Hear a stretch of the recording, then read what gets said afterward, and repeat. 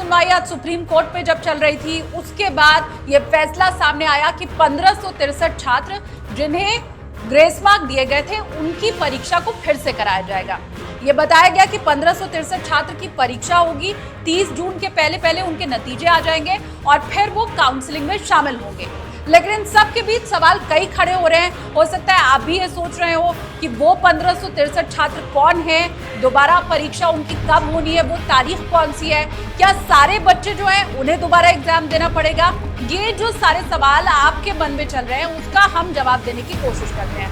5 बड़े सवाल जिसका जवाब लोकल 18 की टीम आपको देने वाली है। और उसमें जो सबसे पहला सवाल फिलहाल बच्चों के मन के, उनके अभिभावकों के मन में चल रहा है, वो ये है, सभी को क्या दोबारा नीट की परीक्षा देनी होगी?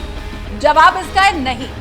1563 छात्र थे जो कि कोर्ट गए थे और वहां जाकर उन्होंने अर्जी लगाई थी कि एग्जाम में उन्हें कम समय मिला है, तो इन्हीं छात्रों का अब दोबारा एग्जाम किया जाएगा। मतलब जितने परीक्षार्थी थे, जितने अंक उन्हें मिले हैं, उनके जस के तस रहने वाले हैं। मात्र 1563 छात्र, उन्हीं का री एग्जाम होगा जिन्होंने ये क्लेम किया था कोर्ट में अंदर जाकर बाकायदा कि उन्हें एग्जाम में कम समय मिला है और ग्रेस मार्क उन्हें दिया जाना चाहिए। सिर्फ वही बच्चे हैं जिन्हें दोबारा एग्जाम देना होगा।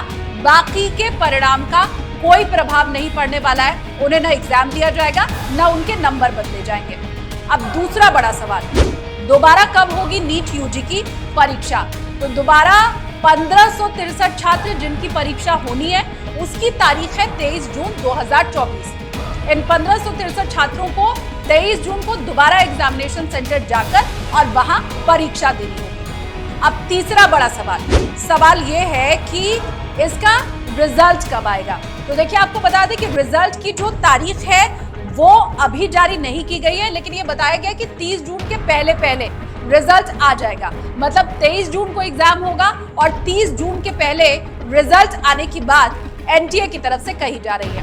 अब चौथा बड़ा सवाल, कब होगी नीट यूजी की काउंसलिंग?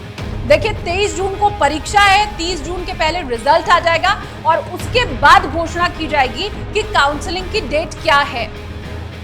जब एनटीए की तरफ से काउंसलिंग की तारीख बताई जाएगी, तब उसके बाद काउंसलिंग स्टार्ट होगी। मतलब अभी आप इतना मोटा मोटी समझ लीजिए कि 30 जून तक तो काउंसलिंग शुरू नहीं होनी है।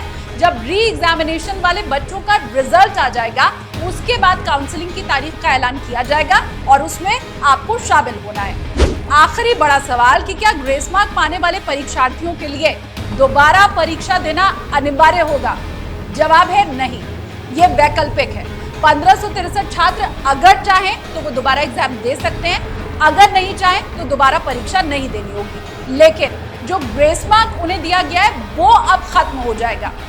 अगर एग्जाम में, उदाहरण के तौर पर आपको बता रही हूँ कि 5 अंक आपको ग्रेस मार्क के तौर पर मिले हैं, तो अब अगर आप दोबारा एग्जाम नहीं देते हैं, वो 5 ग्रेस मार्क काट लिए जाएंगे।